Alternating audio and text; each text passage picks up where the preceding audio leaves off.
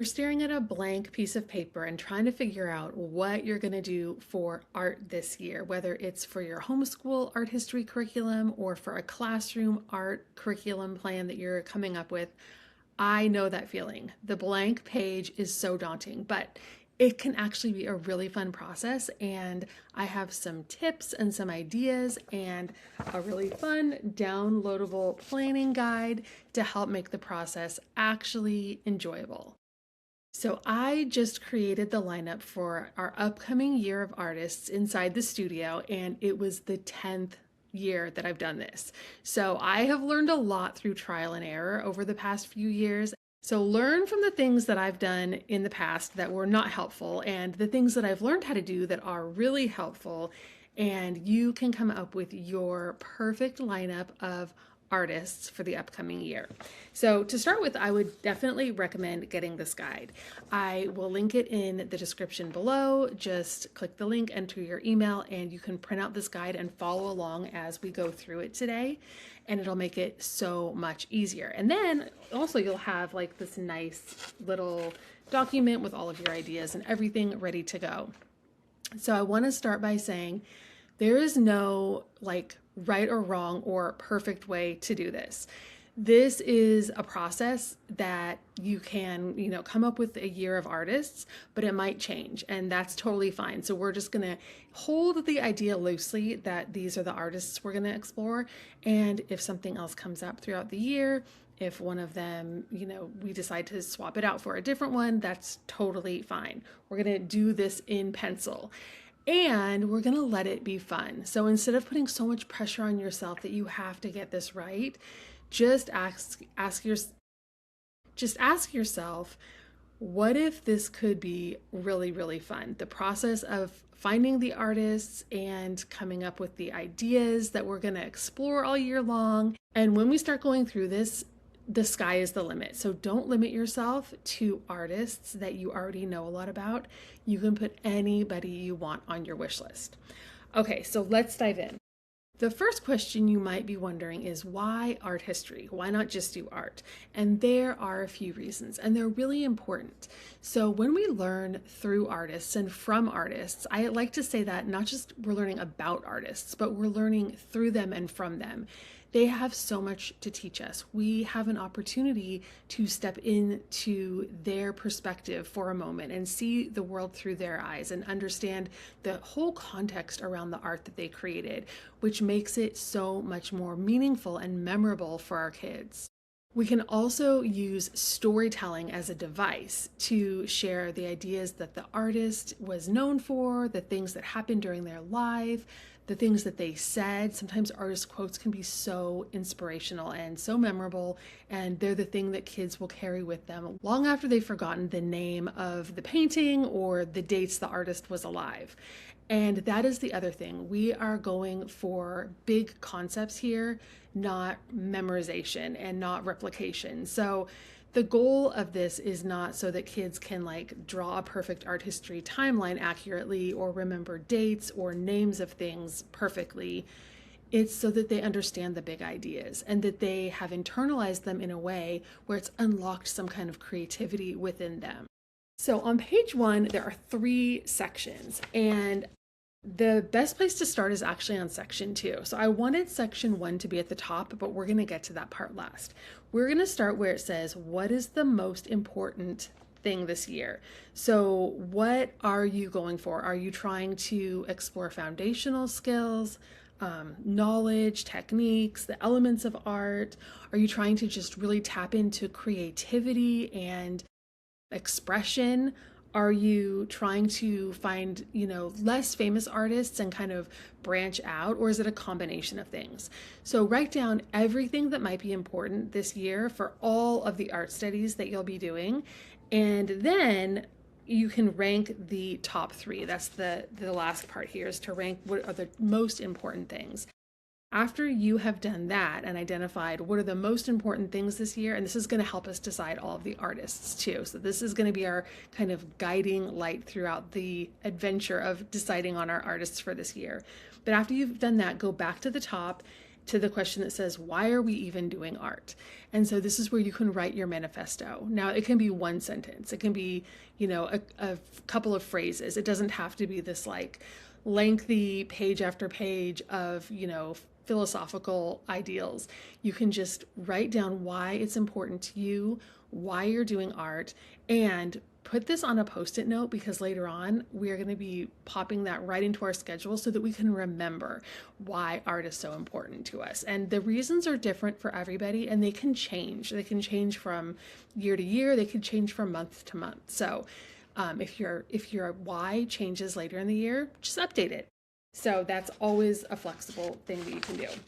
The next part is to think about who are the kids that you're learning about art with. So are you a classroom teacher and you have an art on a cart and you have like 45 kindergartners, or are you a homeschooler and you have an 8th grader and a 10th grader who completely love art and have done a whole bunch of art?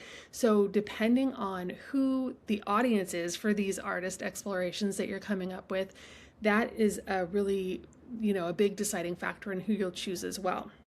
So what are the ages, the skill levels, and then going back to some of those things, if you want to, work on certain skills, like which ones, just kind of keep in mind, who is this for? Who's the audience for these artists that we're coming up with? And on the next page, what is the schedule? And so if you're a teacher, this is easy. You already know, you have these classes, you know the exact times, and all of it's already predetermined for you. If you are a homeschooler, decide that now and really honor the time. Honor it like you would for a science class or a math class, because this is just as important. Maybe even more important, I would say. So make sure that you put the time on your schedule and decide. So if you realistically only have 30 minutes every other week, that's okay. We can work with that.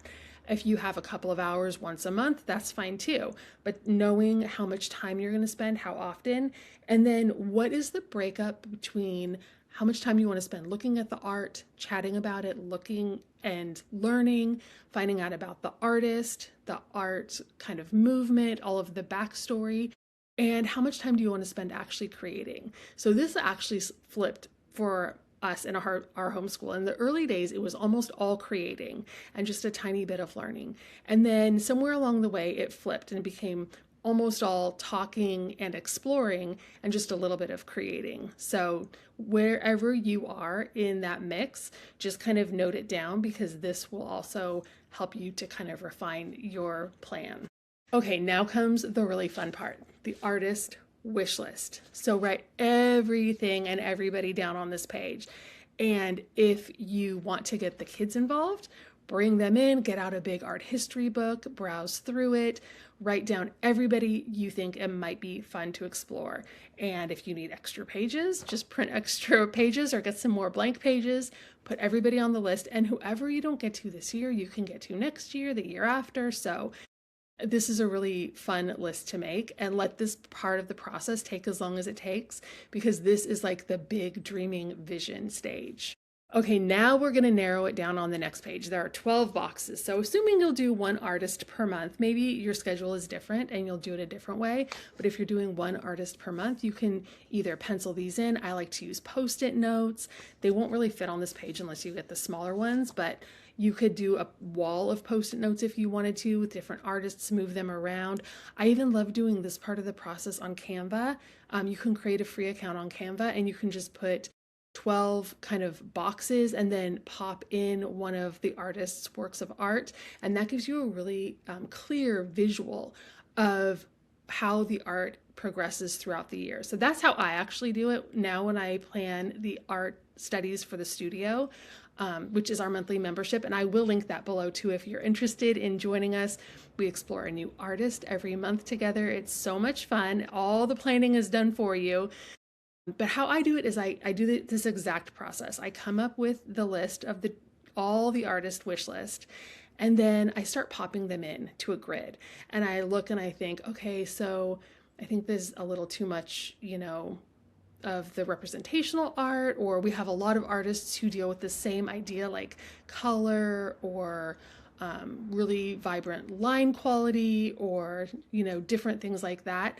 I want to make sure that there's a good variety in there. And so the visual in Canva is really, really helpful if you like to do it that way. But you can always get your initial list done in pencil first and then just, look at the visual of it later. So then on the next page, ask yourself, and these are some of the questions I just mentioned, but ask yourself, are these all teaching something different? So you don't want, for example, like 3 different artists who are all kind of around surrealism or something like that, or a lot of artists who are using the same kind of painting technique. You want them each to have something unique to share with your kids. And how will the kids' experience be month to month? So that's where it comes in really handy to see them visually. And if you don't want to use Canva, you could even just, lay out images in whatever other way you want to. There are lots of different ways to do this, but when you can see a visual of, it's okay, we have way too much abstract art back to back to back, or there's like 3 landscape things in a row. We need to mix that up. So you can see visually like what the experience is going to be throughout the year if there's enough variety to keep kids interested. The next question is, do they fit with the month they're on? So I like to put Impressionism, like in the spring when everything is blooming and beautiful and green. And, summery things in the summer. We're exploring David Hockney this summer, which is so the backyard California swimming pools are going to be so perfect in the summertime. You want to just make sure that they kind of match with whatever the kids are going to be interested in that month. So it doesn't have to be like a perfect on theme kind of topic, but just that it kind of makes sense. And did you account for extra busy months? So if your December, let's say, is actually 2 weeks or 10 days because of holidays, then you'll want to account for the artist in December can't be teaching a bunch of skill building things. It needs to be a really simple and easy to, do quick projects kind of an artist. So think about when you have more time and when you have less time throughout the year, and kind of make sure the artists are in the right spot for that. And then ask yourself, do we get to try different techniques? So much of art history is about painting, and painting is wonderful. And there's a million different ways to approach painting, but printmaking is fun, photography is fun, sculpture is fun, architecture. There are so many different ways to explore art and art history beyond painting. So it doesn't have to be like a different thing every single month, but just make sure that you sprinkle in a few different techniques, some photography, some printmaking, just different kinds of things throughout the year to keep things interesting and to give your kids a chance to learn different skills as well. And then the question, do we get to meet different artists who have different concepts to teach us? So in my mind, this is a little bit different than the first one. Are these all teaching something different? Because there's the actual art that we're learning, and then there's the perspective that we're learning, or the story behind the art. Like, is it about the Harlem Renaissance or Dorothea Lange? Is it about, the Great Depression? Or is it about some quirky, interesting thing about seeing the world a different way, like Giuseppe Arcimboldo? So are the artists each sharing a unique perspective or a different point of view with kids that will keep them engaged and interested all year long? Are there different stories, and it's not kind of repetitive, the same kind of idea over and over again? And then once you've answered all those questions and you have a pretty good sense of what's going to happen on which month, you have your artists pretty well decided, just step back and take one more look at it and think to yourself, and not so much think to yourself, do like an intuitive check. Does this feel good? Does this feel right? Does anything feel imbalanced? Is something off? Is it missing something? Or is there too much of something? So just look at it as a whole and see, like if you've ever been to an art museum and you step back from a Monet painting, when you're close up, it looks really abstract, but when you step back, everything comes into focus and you can see perfectly what the image is. That's kind of what happens when you look at the 12 months as a whole. So just see if you need to make any last minute alterations to refine any kind of glitchy spots in the schedule. Okay, so now we are on to make it official. So if you are a teacher, it's already official. You know which days you're going into teach your classes. You can, mark it down and which artists you're going to do when. And if you're a homeschooler, you can put it on your calendar. And that's where that Post-it note with your manifesto comes in. Put your why right there on your calendar. So when you get to that day and you're thinking, oh my gosh, we're behind on our spelling program, or we really need to do extra of something else, you can remind yourself why art is important. And art is so much fun. This is where the memories get made. So just give yourself permission to fully embrace the importance of art and honor it just as you would another subject. So put it in your schedule, celebrate your plan, get excited. And then if you want to do a little bit of brainstorming about some books you might want to get from the library or to purchase for your growing library at home, if you want to explore some different art materials, if you have some artists who used different materials that you think would be fun for your kids, just kind of use this as a place to start your list so that you will have it later on when it's time to go shopping or putting your hold list for the library. And then on the last page, I have an invitation for you to come join us inside the studio where we explore different artists all year long. So you can try it out with a 7-day free trial. There's a link for you in the guide and below this video, so you can come explore with us, see if it might be a good fit for your homeschool or for your classroom. And I would love to explore art together. There are so many fun art adventures to have. You will probably notice looking at your wish list that you made for all of the artists you want to explore. I bet we have a lot of them inside the studio. As I said, this is the 10th year we've been doing the membership, so we have dozens of artists in there. So many fascinating stories to discover. So I hope that this was so helpful. I would love to hear from you. How is your art planning going? Is your curriculum coming along? What have you decided to do? And let me know in the comments. I can't wait to hear who you're exploring and how they'll inspire your kids this year. So leave a comment, let me know, and I will see you in another video very soon. Bye for now.